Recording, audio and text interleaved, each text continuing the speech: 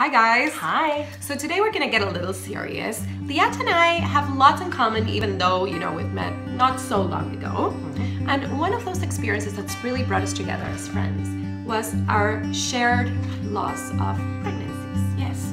So we thought it was really important actually to bring this topic to light because we don't feel that people are talking about it enough. So we thought we would share some of our stories to get the conversation going. In my case, after having two very healthy children, I had two pregnancy losses, one after the other. Boom, boom.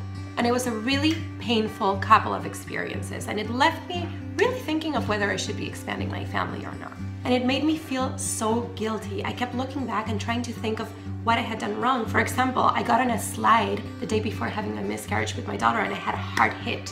So I kept thinking back to that moment. So for me it happened even before my first child, and I only found out there was a problem with the pregnancy at my 12-week scan, where they told me that the baby had something called trisomy 18, and that left me with no choice but to terminate that pregnancy at 12 weeks. The challenge for me was not necessarily those few days, even though they were incredibly difficult and sad, but it was the months that followed where I just didn't understand when I was going to fall pregnant again, because it was taking a few months, even though I'd already fallen pregnant so quickly the first time. So based on that experience, we came up with 5 things that we were both told while we were going through our losses that you should never ever say to someone who's going through a pregnancy loss. So someone said to me, well, at least you know you can get pregnant. But really, I was really concerned about holding that pregnancy and making sure it was a healthy one. Another thing I was told is, you already have 2 healthy children, just count your blessings. And yes, of course I felt blessed by my other children, but guess what? I was ready to have another one. I know people meant well when they said this, but being told to try and have fun whilst making a baby didn't really sit well with me.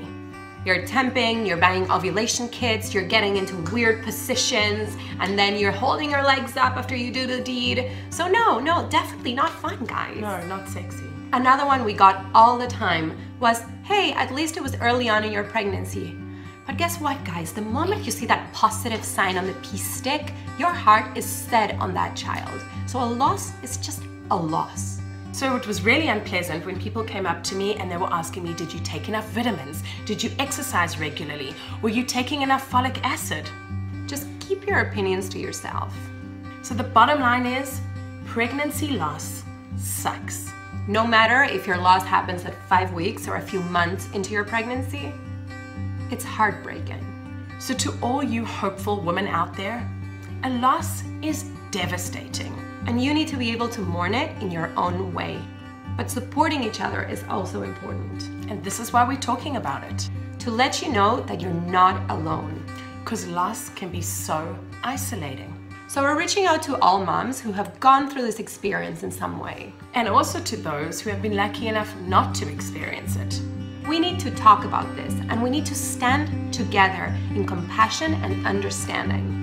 Because the more we talk about it, the easier it is for us to digest what we've been through and to help somebody else.